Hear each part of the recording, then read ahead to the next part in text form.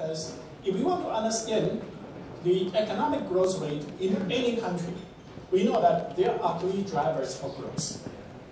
And the first driver is export. The second driver is investment. The third driver is consumption. And we know that for export, after the 2008 global crisis, the high-income countries in the US, in Eurozone, in Japan, have not fully recovered yet. And under this kind of situation, the export to the high-income country decelerated. And that was one main reason for the deceleration in the export-oriented economies in the world. And the second one, investment. We know that every country in the world adopted certain kind of fiscal stimulus to support investment in 2008 when the economies were hit by the crisis. And those projects, after 4, 5, 6 years, are either completed or close to complete. So under the kind of situation, unless you have further investment, otherwise, the investment growth rate will also decelerate. That was the second reason. And the third one is consumption. Luckily, the consumption in China is still very strong. Like in 2013, the growth rate of consumption was 9%. And in 2014, I expect the growth rate of consumption will be at least 8%, among the highest in the whole world. And that was the reason why China was able to maintain about 7% growth rate. Then let's look into the future. Is China going to decelerate and causing the collapse of the economy as many doomsday shares predict? Or China will maintain its growth rate between 7 and 8% growth? Well, certainly it depends. First, it depends on whether the high-income country are going to recover strongly or not. And the second one certainly is domestic, source of demand, whether they can continue to boost. And for the external situation, although we have some speculation about the strong recovery in the US, certainly I hope it will be stabilized, it will continue to grow dynamically. But I think there's still some uncertainty there, because we know that unemployment rate in the real term in the US is still very high. And in the Eurozone and in Japan, they continue to face the slowdown of the economy. So I think that the external demand is not reliable for China and other European countries. And so fundamentally, if we want to make a judgment about the growth potential in China, most important thing is domestic sources. For the domestic demand, there are two sources. One is investment, and the other one is consumption. In the past few years, many people said China needs to switch its investment-led growth to consumption-led growth. And they attribute to the investment-led growth as the main reason for the slowdown in the Chinese economy. For that, I would like to disagree. Certainly, consumption is very important. It's our goal of economic development. However, if we want to have a consumption growth, we need to have income growth. And how to get the income growth? We need to improve the labor productivities. And the only way for improving labor productivities, one is technological innovation, the other one is industrial upgrading, the third one is to improve infrastructure in order to reduce transaction costs. And all these rely on investment. Without investment, you cannot increase labor productivities. Without improved labor productivities, you want to increase consumption, and then it will be an open invitation war crisis in China for a few years to come in the future. If you look into those countries which face economic or financial crisis, overconsumption is always the reason. So I think that China needs to start, need to continue to use its investment in growth. If we have good investment in the right area, improve labor productivities, income will increase. When income increase, then consumption will increase. And that is the reason why, although many people criticize the investment that grows in China, but if you look into the reality, consumption in China has been always very robust in the past 36 years. only average is about 8% per year of consumption growth. Can you find that kind of situation in the whole world? And even in the last 2 or 3 years, the consumption growth rate in China was about 8%, 9%. So I think that investment and growth was still the key for maintaining the stability of the growth in China. Certainly, if you want to use investment as a driver for growth and to make this kind of growth sustainable, you need to have good investment opportunity, which give you high economic return and social return. And luckily, China still have plenty of opportunity for those kind of good investment opportunity. Because as a middle-income country, China can always to have industrial aggregating. Even we have many excess capacity in certain existing sectors, which still have scope for the industrial aggregating. Secondly, infrastructure investment. China is a middle-income country. We still can have a good scope for further improvement in infrastructure, especially in the inner city infrastructure, like subways and so on. And the third one, environmental protection. The fourth one, urbanization. Currently, the urbanization rate in China is only about 53%. And for a high-income country, in general, the urbanization is close to 80%. So that's a huge scope for further urbanization. And all these kind of areas will be good investment in terms of economic return and social return. And this is one area I'd like to point out. This is one area a developing country differ from a high-income country. A high-income country, when they have a slowdown in the economy, it's very hard to find good investment opportunities. But as a middle-income country, we still have plenty room for further investment to improve the level of activities. But if you have good investment opportunity, you also need to have good resources, right? And for that, China is also in a very good position. Because government debt, accumulated debt, as a percentage of GDP, is less than 15%, among the lowest in the whole world. So the government in China can adopt some kind of expansionary fiscal policy to stimulate investment. Not only the government is in good position, saving rate in China is close to 50% of GDP, among the highest in the whole world. So that means the government can use its fiscal expansion to leverage private sector investment. If you want to make investment, certainly you need to import raw material, equipment, and technology. You need to have foreign reserves. China has $4 trillion of foreign reserves. So China is not limited by the investment resources, as long as we want to make investment. And I'd like to mention this is something China differs from other developing countries. Other developing countries should also have good investment opportunities, but they may be constrained by the government fiscal position, or law saving, or limit foreign reserve. China are not limited by that. So with this kind of understanding, I am confident China will be able to maintain between 7% to 7.5% growth rate. And it's not only in the coming 1 or 2 years.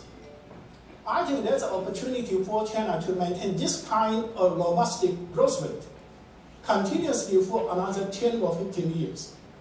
The main reason is that China is a developing country, and we know that for developing country, for developed country, if you want to have a sustained growth for a long period of time, you need to have a continuous stream in technological innovation and also in industrial aggregation.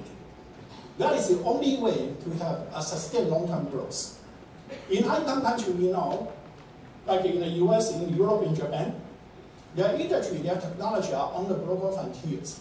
So if they want to have technological innovation, industrial aggregation, they need to invent those kind of technology or industries. But China is still a middle-income country. There's something called advantage of backwardness. In the technological innovation and industrial aggregation, China can still benefit from the existing technology and industry in the world as a source of its technological innovation and industrial aggregation. And that was the reason why China was able to maintain 9.8% growth rate continuously for 35 years. And by that measure, in 2008, that is the newest data I can have, China's per capita income, per capita GDP was 21% of the US per capita GDP. And it was similar to Japan in 1951, Singapore in 1967, Taiwan, China in 1975, Korea in 1977. And all these 4 East Asian economies, based on the same level and a gap with the US, they maintain 20 years of 7.6% to 9.2% for 20 years. If they can realize this kind of growth rate on the same mechanism for 20 years between 7.6 to 9.2%, I think that China has a potential growth rate of 8% per year for 20 years starting from 2008. If you realize China's per capita income by the time of 2030 will be 50% of the US per capita income measured by purchasing power parity. Population size in China is 4 times of the US. So measured by purchasing power parity, the economic size in China can be twice as large as the US. But how come that with such a remarkable economic performance that China had those kind of problems? I think it's related to the way China engaged its transition from a planned economy to a market economy. As you know, that China did not adopt the Washington Consensus, structure up, try to remove all the distortions simultaneously when China started the transition from a planned economy to a market economy. China adopted a pragmatic, gradual, dual-track approach. On the one hand, continue to provide certain kind of protection and subsidies to all the priority heavy industry, capital-intensive sectors. On the other hand, liberalize the entry to the new sectors which are consistent with China's comparative advantages. This approach allows China to maintain stability and achieve dynamic economic growth during its transition from a planned economy to a market economy and avoid the collapse as we observe in former civilian Eastern European countries. But this approach, China also pays some cost because the need to protect those kind of old sectors rely on all kinds of distortion in the factor pricing in the market. And those kind of distortions create the income disparity because the sectors which receive the subsidies are generally large-scale, capital-intensive firms either owned by the state or not by quite a number of private owners. And then they receive subsidies, they are riches. Who subsidize them? People put their money into the system and then result services from, let's say, financial sector and so on. And then, of course, income disparity. But it also created rent, because subsidies means it's a rent. And you're going to have rent seeking. Rent seeking is an economic term. It's another term people understand is bribing and corruption. And because of these distortions, the resources need to be allocated by the government. And so you need to get a good relationship with the government in order to get access to those kind of preferential treatment. And so the Chinese economy was a relation-based instead of rule-based. And now why pollution is such a big issue? Well, it related to the stage of development. Because China is still on the manufacturing stage of development.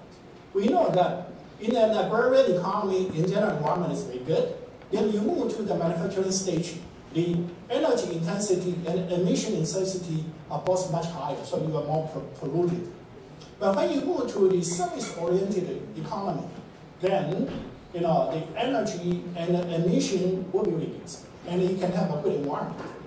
And so all the country, started from agrarian to high income, they entering into a stage of very polluted, a state, just like in New York and in continental Europe or in Japan, in Korea, and so on. They all enter into that stage. And China now are still in that stage. So that's one reason why China is so polluted. But it also related to the regulation. environmental regulation, and also technology. So with the understanding of the problems and the potential, what are the policy of the Chinese government? And as you know, in the third planner in 2013, the government the government promised to deepening the reform to remove all the remaining distortions.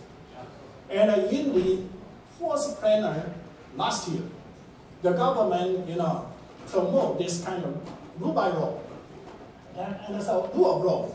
So those programs, the main purpose were to remove the remaining distortion in the Chinese economy in order to tap into the potential of the growth in China. And so implication part, I think that China is in the right track to eliminating the remaining distortion in order to have a well-functioning market economy so China can tap into the growth potential. And with this kind of government policy, I think the business operation will have a level playing field between the national enterprises and the foreign enterprises, between the large enterprises and the medium-sized, small-sized enterprises. And also, in the past, certain group of the firms in China, including foreign firms and large corporations in China, receive supranational treatment, or some firms receive subnational treatment. And I think those days will be gone. Because China is going to move to merit-based instead of relation. In the past, if you want to have good business in China, you should hire certain people with good relation with the government. In the future, if you want to have a good business in China, you need to hire people who are competent. And China will also have to continue to upgrade its industries in order to further increase income. And China will move to technologically intensive industries. And China will also rely on green industries in order to cope with the environmental issue. And China will move closer to the global technological frontiers. So China will have to rely more and more on indigenous R&D. And to make that possible, China will have a much better protection of IPR. And secondly, as Yao also mentioned, last year China already became the next exporters of capital. And I think this kind of trade will continue, that China will become the major source of the capital in the world. And there's several reasons for that. The first one is certainly China is a resources, a scarce economy. China needs to get more resources. China will make investment in those areas. And China has a competitive advantages in infrastructure.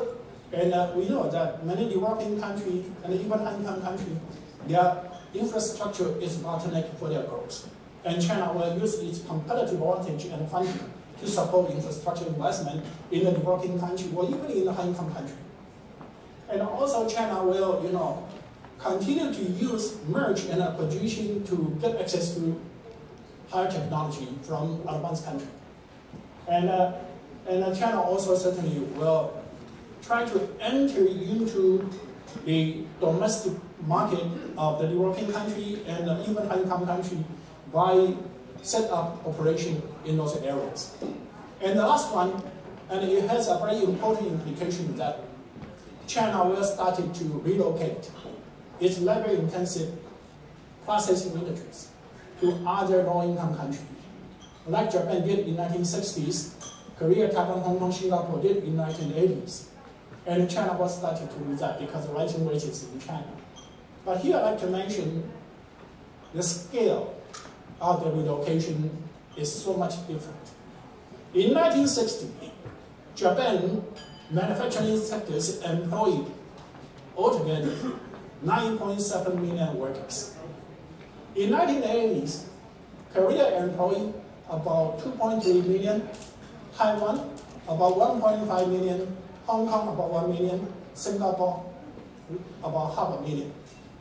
But this time, in the labor-intensive industries alone, China employs 85 million. So China, the relocation will allow almost all the developing countries in the world to start an industrialization age and to achieve similar dynamic economic growth as China in the past 30 years, if they capture those kind of opportunities. And the third one, the last implication, with rising of the income, China will continue to consume more and more luxurious good, high-end goods. And currently, China already contribute to about a quarter of the global market in car. And this will continue to be so, and it will become biggest. And currently, China already consumes about 1/3 of the luxurious goods in the world. And with the rising middle-income country, certainly China will become even a bigger market for that. So with this, I hope that you share my excitement about China.